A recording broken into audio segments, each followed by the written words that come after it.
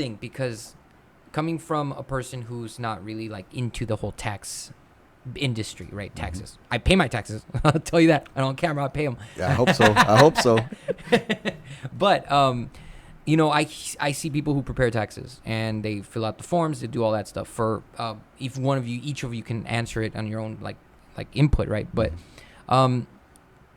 tax strategists versus CPA, the people who are basically handling the basis of the taxes. What's the difference in that? Yeah. So CPAs they play an integral part in what we do. But just like there's different types of engineers, there's different types of doctors.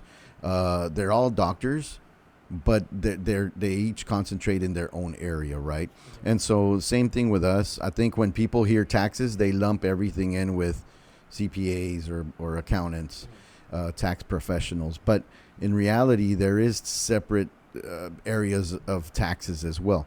What a CPA does is basically they record and report financial history, right? And that's the biggest difference with us, is that we don't, it's not about financial history. Yes, we use history to create a plan to change the future of their taxes, of our clients' taxes. Hands-on with them, as opposed to let me just take your documents and Right. send to IRS. Right. You're Right. like, hey, I'm here to make your taxes a better experience. Yes, Right. but we do work with a lot of great CPAs, and so we're grateful for their friendship and their partnership in what we do. And Eddie, as far as the difference, what would you say you can add to that explanation?